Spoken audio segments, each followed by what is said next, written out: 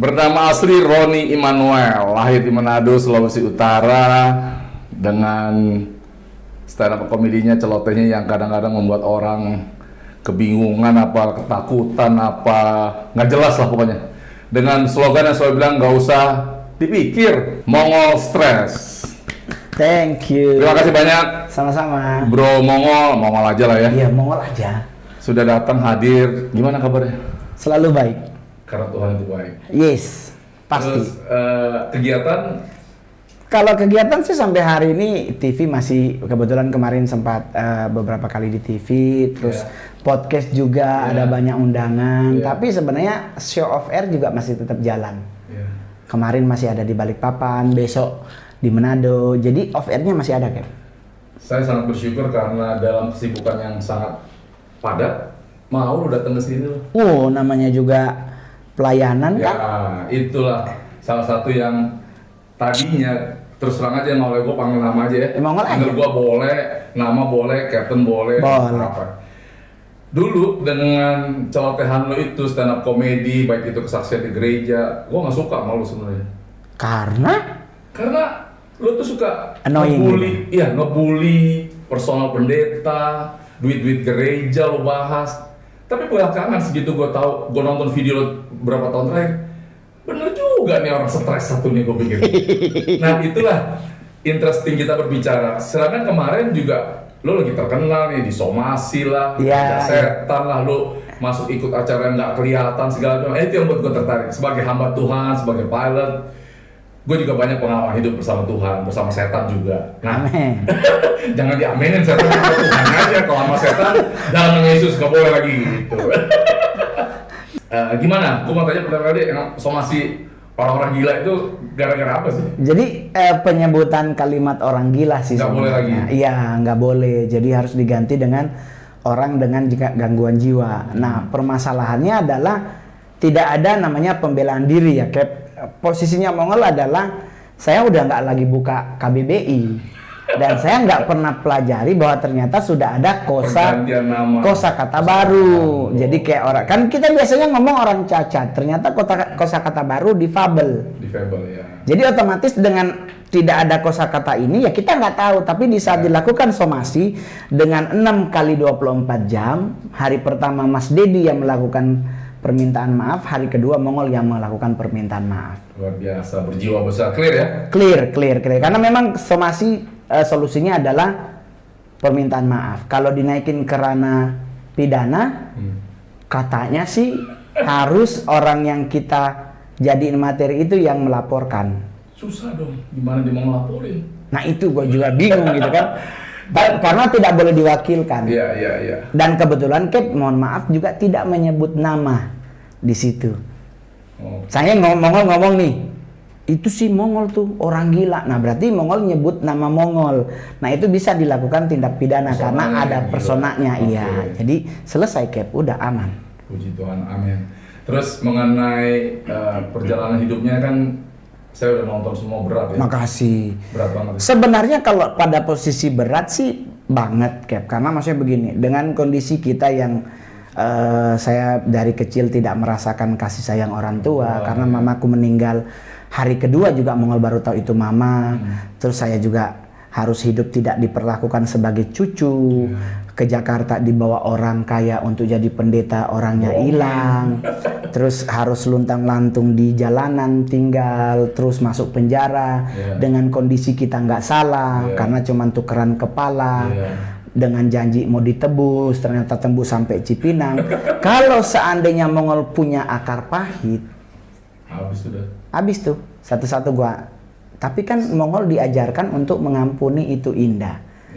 Jadi sampai hari ini salah satu keberhasilan Mongol adalah campur tangannya Tuhan karena saya nggak punya dendam kepada siapapun. Itu kunci kehidupan, mengampuni. Berapa kali? 70 kali. Pokoknya orang buat dosa kita ampuni. Pokoknya setahun 365 hari, mengampuninya kalau hitung 70 kali 7, 490. Lebih dong. Berarti kelebihan. Sehari bisa 2-3 kali. Iya, jadi sebenarnya di saat kita sudah menyadari itu sebuah kesalahan, jangan pernah sampai matahari terbenam. Efesus 4:26 kayak. Wes, mantap.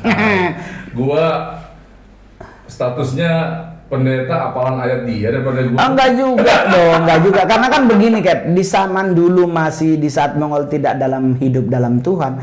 Jadi kan ada yang nanya, kenapa Kak Mongol bisa bergabung dengan penyesatan? Sebenarnya kan dari kecil, karena memang saya nggak pernah diajarkan tentang Alkitab.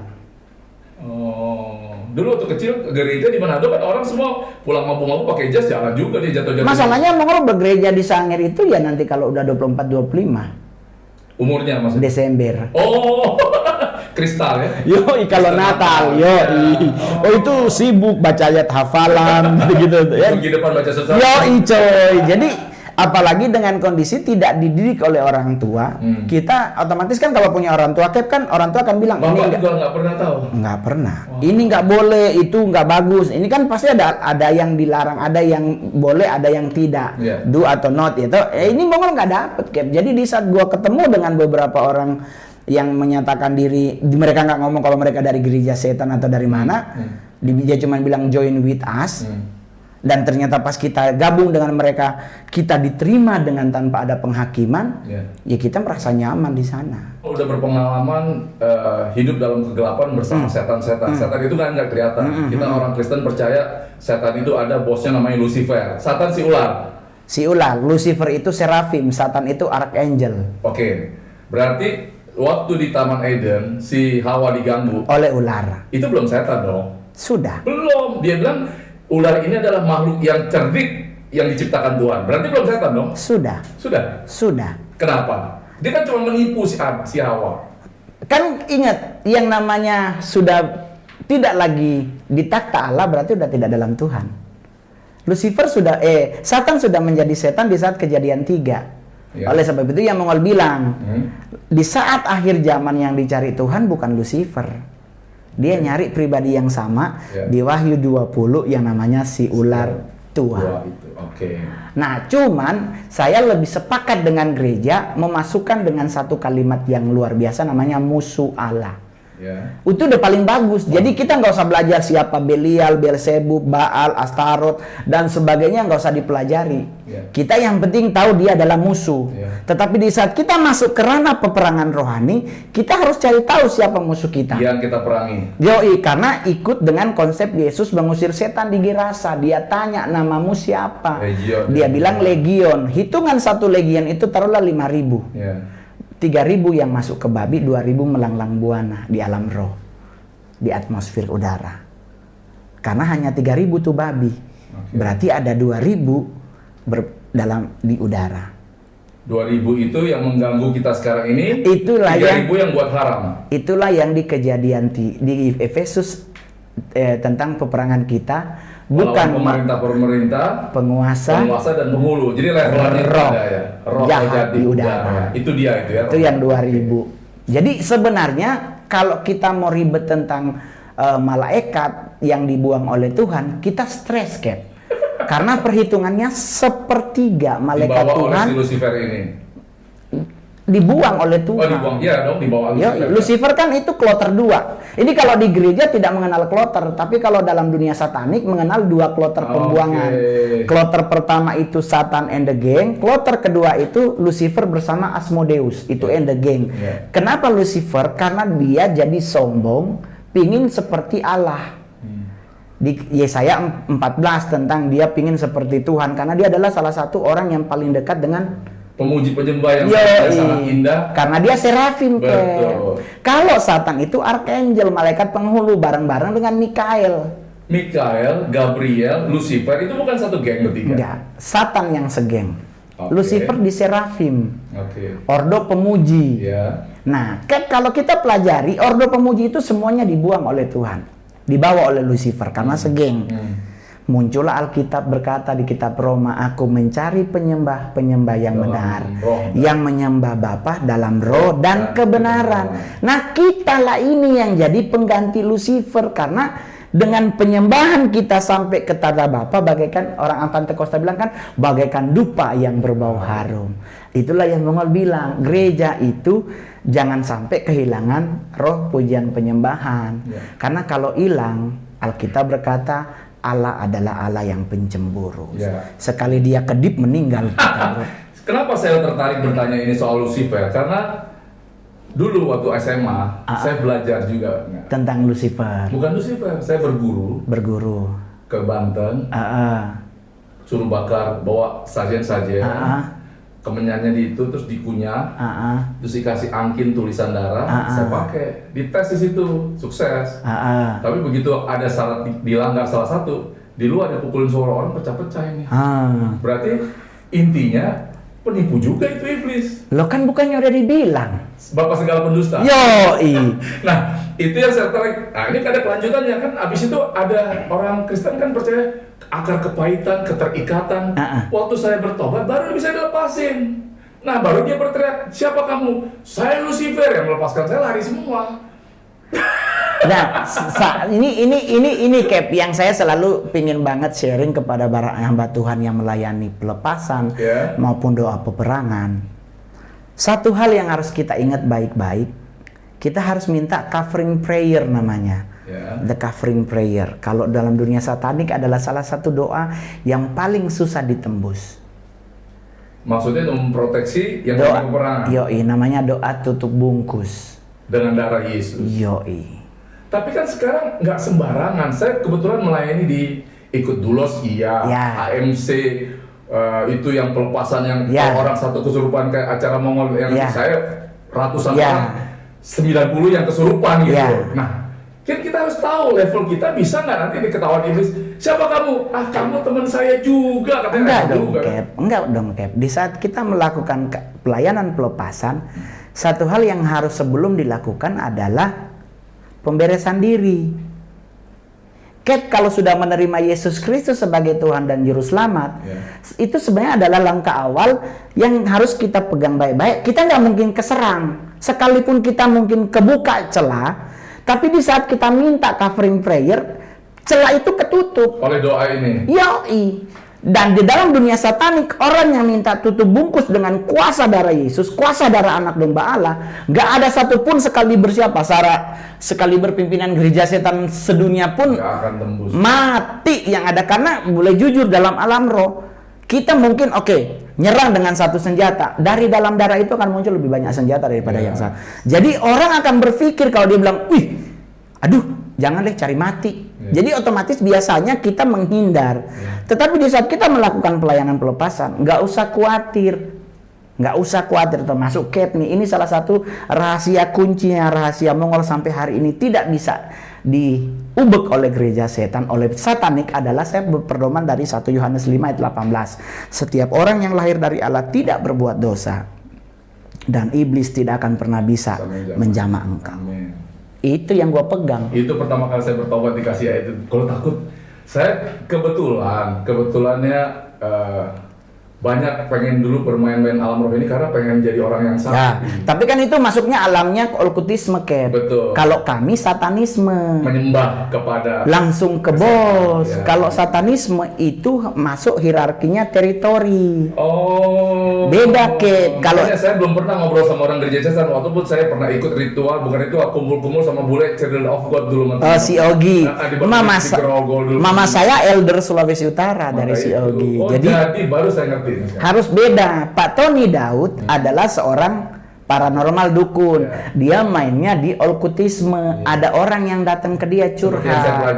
Iya, sebenarnya Mongol ya, ini ke Cap. Saya nih pingin boleh dapat bini begini, kayak begini. Nah, situlah yang akan memberi ruang ke atas. Nah, itu yang jawab mayoritas teritori. Nah, itu ada di YouTube Mongol penjelasannya. Teritori itu pasti minta tumbal. Entah anak kita, entah minta sapi, 2, 3 gelondongan apa. Tetapi sebenarnya dalam hal perdukunan, dukun itu bisa langsung ke siapa yang dia mau cari. Dari 72 malaikat utama yang jatuh dibawa bareng-bareng dengan Satan dan Lucifer, sama ini mau minta kaya. Bisa dukunnya langsung ke Baal sebagai Lord of Wealth. Nah, cuman kan yang kita harus ingat baik-baik adalah kalau kita bersekutu dengan pihak yang di sebelah, apalagi kita nembus ke Baal, Baal nggak minta tumbal, tapi Baal minta jiwa. Oke, gue kasih lu kaya, tapi jiwa lu buat gue. Di saat akhir zaman, Yesus tidak bisa membela orang yang sudah menyerahkan jiwanya kepada mereka yang kepada kegelapan. Tapi kalau lu masih main di okultisme, ya kan, pingin kaya ke Blorong, Ya. pingin punya batu ini, pingin Nyerorok Kidul, Gitu. pingin ini ke Lanjar, Ya. Dewi Laut Utara, Laut Selatan, pingin ini gini-gini, itu cetek Kep. Tapi sekarang bedanya roh-roh yang keterikatan di dalam diri setiap kita yang percaya, perbedaannya sama, kan ada orang bisa dirasuki, kerasukan, ada bisa dirasuki, ada keterikatan. Enggak juga Kep, sebenarnya kalau di saat kita dirasuki, itu kondisi kitanya berarti nggak lagi labil. Kalau keterikatan, Kalau keterikatan kan berarti lu yang memberi peluang lu diikat. Harusnya kan enggak. ya. Nah ini yang ngomong di konsepnya di podcastnya Deddy Sumargo bahwa kita itu harus ingat satu hal Kep, hidup ini kalau bicara dosa ranahnya pribadi Kep, Ya. tapi kalau bicara salah itu ranahnya umum. Ya. Itulah yang Mongol pegang sampai hari ini. Kenapa Mongol bertahan di dunia selebriti, tidak pernah mencar agamaku, tetap ku percaya Yesus Kristus juru selamat dan rajaku. Karena aku punya konsep bahwa hidup ini adalah menggunakan cross law, hukum salib. Dosa ke atas, salah ke samping. Kasihilah Tuhan Allahmu, kasihilah sesamamu. Selesai. Jadi di saat kita melakukan sebuah dosa, ke atas solusinya. Jadi gereja setan itu sampai hari ini masih ada? Masih ada. Tapi posisi underground. Oh, nggak boleh ya? Kenapa GBI-nya Pak Niko, Rayon 1C adalah gereja GBI yang pujian penyembahannya lebih concern dibandingkan gereja yang lain. Peperangan rohani sangat tinggi. Karena di saat kita melakukan firman Tuhan, kita khotbah firman, kalau atmosfer udaranya nggak kita kontrol, jemaatnya nggak dengar apa yang disampaikan, iman tidak bertumbuh, kita Proma bilang tidak bisa mengalahkan dunia. Jadi GBI Senayan City melakukan pujian penyembahannya kenceng, bahkan pujiannya dengan penyembahan lebih banyak. Kenapa? Karena dia ngebuka atmosfer. Tapi itu di semua GBI, kebetulan saya 20 tahun melayani di sini. Ya. Tuhan itu harus kita senangkan dulu sebelum dia memberkati kita. Betul. Buka alam roh dulu, Betul. hadirat Tuhan turun, pengurapan turun, Betul. terbukalah semua alam roh. Betul. Di saat pujian penyembahan naik, semua penyesatan di dunia pasti sepakat. Minggir. Coba cek kalau nggak percaya. Betul. Semua penyesatan dengan ada 72 penyesatan yang mengatasnamakan Satan, di saat ada pujian penyembahan naik, Tuhan itu ngirim malaikat berbentuk rose, namanya roses angel. Itu bukan malaikat bunga mawar, enggak. Malaikat itu berbentuk seperti bunga mawar yang berkelopak, itu ngejagain. Keren. Nah kalau itu nyampe, mau Lucifer, Abaddon, siapapun mau gabung jadi satu, Metatron atau siapapun jadi satu, kelar hidup mereka. Nggak bisa ya? Nggak bisa. Kenapa? Karena Mazmur 103 ngejaminin. Ya kan, di saat engkau menyenangkan Tuhan dengan baik, kesembuhan jadi milikmu, diselamatkan dari lubang kuburmu. Jadi itu yang mau lakuin Kep. Kenapa saya paling marah banget kalau ada pujian penyembahan orang masih masang status. Saya apa tuh? IG story. Lagi WA-nya nih. Lagi di Senayan City di gereja gitu ya. Padahal lagi menyenangkan hati Tuhan. Giliran sakit nyalahin Tuhan. Bagaimana orang dulu nggak menyenangin hatinya? Lah sedangkan kita, ini contoh nih, anaknya Kep. Ya kan, Saman Mongol dulu orang tua. Kalau kita pingin beli buku Wiro Sableng, apa yang kita lakuin? Nyabut uban. Ya kan? Cabut uban orang tua. Dicabutin nih dengan cara naikin hatinya. Dulu pasti mami cantik deh. Iya, no kasihan nganape mami. Nganape papa dusu-dusu pa mami. Dia kan pasti senang sekali itu. Pokoknya dulu mami memang primadona di kampung. Pokoknya naikin hatinya, senangkan hatinya. Baru ngomong, Mi kita handphone so rusak. Oh iya nanti mami beli besok. Langsung berhenti. Karena kalau lu begini-begini lagi handphone. Jadi mendingan pas dibilang handphone juga, iya nanti mami beli, langsung pergi. Karena setidaknya kalau dia sadar ada yang salah, dia udah nggak bisa ngomel, udah pergi kitanya. Baru besok tagih, Mi janji adalah utang. Roma 13 nih boleh pak utang. Jadi strategi itulah kayak begitu. Saya susah ngobrol kalau nggak sama seorang artis seniman. dan juga evangelis. Yoi. Kalau sesama teman-teman sepelayanan itu suka nggak tembus, apalagi sama jemaat. Ya. Nah, sekarang ini banyak jemaat yang takut, yang divaksin aja takut. COVID-nya katanya 666, diginiin katanya ada radiasi otaknya jadi. Coba kasih, kenapa itu bisa berpikir seperti itu orang-orang yang percaya Tuhan tapi begitu? Mungkin benar kata Alkitab, umatku binasa Karena kurang pengetahuan. Betul. Jadi sebenarnya begini, orang nih ribet dengan apa? Oh itu kan ada barcode-nya ngol. Betul. Itu ada begini. Dimasukin katanya. Ya, bos itu cairan pak. Itu cairan. Mungkin Bisa aja. mungkin ada aluminium lah katanya, ada apa. Ingat baik-baik, buat semua yang ngedengerin ini podcast. Iya, ini yang bodoh Ya, siapa sih? Kep, ingat baik-baik. Hukum Alkitabnya pentaruhan barcode 666 tidak di sini. Di? Punggung tangan dan di jidat. Nggak ada lu divaksin di sini. Lu kecuali ngambil darah di kencecen mana nih ya? Nggak ada. Iya. Ini PA namanya. PA singkatannya? Penyakit atas. Penyakit apa? Otaknya agak kurang geser. Kacamata lu di atas minus, otak lu yang Iya. Jadi sebenarnya kita nih, saya agak masih gini. Kalau Anda tidak percaya COVID, itu kan hak Anda. Betul. Tapi jangan membuat manuver memaksa orang yang percaya COVID untuk tidak percaya. ngajak orang bodoh. Oh, jangan dong. Sama dengan orang yang percaya, jangan maksain orang yang nggak percaya, nggak akan ketemu. Tetapi kalau bicara akhir zaman, Cap, kita harus baca bagus-bagus ke Alkitab. Iya. Antikris itu akan melakukan pembarkotan setelah Injil digenapi. Artinya Lah Injil belum digenapi. semuanya. Masih negara ada banyak, Rusia juga masih ada berapa persen belum terima Yesus, masih belum baca Alkitab. Artinya orang-orang yang nggak percaya Tuhan, Ih, yang ateis belum. atau Semua harus mendengar Injil. Betul. Baru yang kedua, Cap, adalah kalau bicara barcode, kita beli handphone, barcode. di kotaknya aja udah ada barcode ya nggak? Kita beli celana dalam, Ada barcode. Bahkan kalau lu nggak mau pakai barcode, kembalilah ke Taman Eden. Pakai daun-daun. Daun, jahitnya Sama- pakai apa? Pakai lidi. Jangan pakai jarum, karena lu beli jarum 5 biji di barcode-in. Jadi jangan, maksudnya gini, jangan terlalu khawatir dengan apapun karena pembarkotan itu hanya berlaku di 2 lokasi. Kenapa kesurupan? Ternyata yang dibawanya nggak suka Coca-Cola. Ngomong-ngomong jadi becok, lu becok nggak sih sebenarnya?